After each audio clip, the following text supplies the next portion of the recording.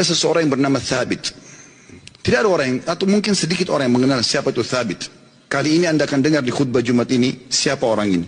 Thabit rahimahullah, seorang yang sederhana di kota Kufa di Irak dan tidak terlalu dikenal pada saat itu. Tapi dia termasuk orang yang bertakwa kepada Allah Subhanahu wa taala, orangnya miskin. Dia jalan di salah satu jalan di Kufa, dia lewati satu kebun apel. Kemudian ada apel yang jatuh dari kebun itu karena matang, jatuh di depan dia. Dia berpikir bahwasanya kebun apel ini, ya apel ini jatuh di jalan, mungkin sudah halal buat saya. Dia ambil sama dia, dia makan. Sementara dia mengunyah dan sudah habis setengah apel itu, tiba-tiba dia berpikir, halalkah untuk saya ini?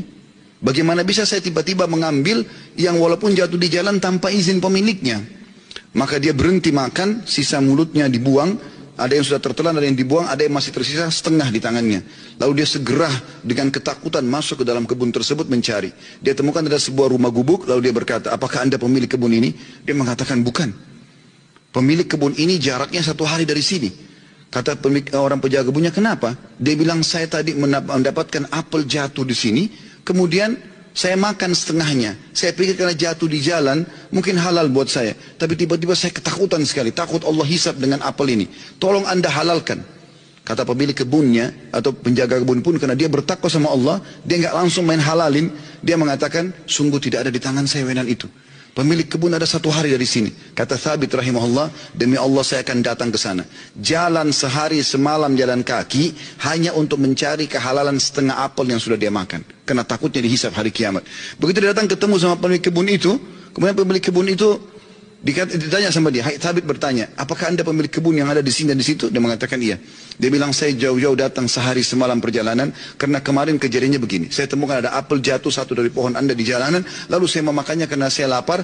Kemudian saya tiba-tiba ketakutan pada saya sudah makan setengah. Setengahnya sudah, ada sebagian saya makan, sebagian sudah saya buang, ini setengahnya tersisa. Walaupun sudah busuk saya tetap bawa.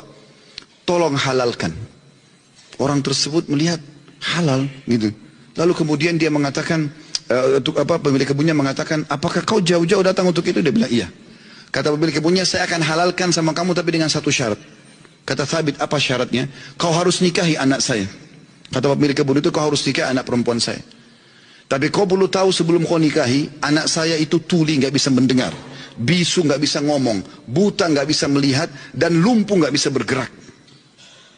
Kata Thabit rahimahullah, dalam kisah ini, saya pun berpikir pada saat itu, kalau memang untuk menghalalkan setengah apel yang saya makan dan saya lepas hisab hari kiamat dengan cara menikahi wanita yang buta, tuli, ya, bisu, juga lumpuh ini, maka saya akan melakukannya.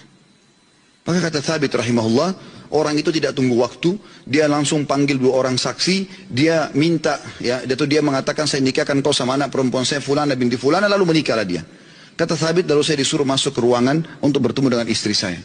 Terjadi sesuatu yang unik, begitu saya masuk ke dalam kamar tersebut, kamar itu sangat indah dan bersih.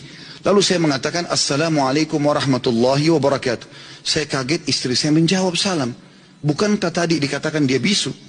Kemudian saya mendekati dia, kemudian saya mengulurkan tangan saya, dia mengulurkan tangannya untuk menjamah tangan saya. Bukankah tadi ayahnya mengatakan dia adalah orang yang lumpuh?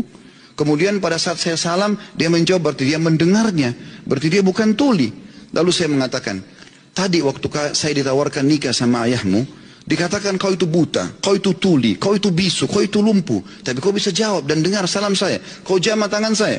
Bagaimana penjelasannya? Kata perempuan tersebut, benar perkataan ayah saya. Mata saya memang buta karena selama ini saya belum pernah melihat sesuatu yang haram. Saya buta dari yang haram. Telinga saya tuli dari sesuatu yang haram, karena sampai detik ini belum pernah telinga saya dengar yang haram. Lisan saya bisu dari sesuatu yang haram, karena tidak pernah saya ucapkan kecuali yang halal atau yang boleh saja. Dan tubuh saya tidak pernah tersentuh kecuali yang halal. Dan ayahku memilihmu sebagai suamiku karena kau telah takut kepada Allah dan meninggalkan yang haram. Apa yang terjadi teman-teman? Kata Thabit, saya pada saat membuka tirai penutup wajah perempuan tersebut, saya temukan perempuan itu orang yang paling cantik, orang yang paling salihah, bahkan menghafal kitabullah. Dan subhanallah, dari keberkahan pernikahan yang meninggalkan yang haram itu, lahir seorang ulama muslimin, Abu Hanifah rahimahullah. Salah satu ulama dari 4 mazhab yang hampir seluruh Eropa, Turki, bahkan India dan Pakistan menggunakan mazhabnya. Lahir dari seorang Thabit, masyarakat biasa yang meninggalkan sepotong apel yang haram.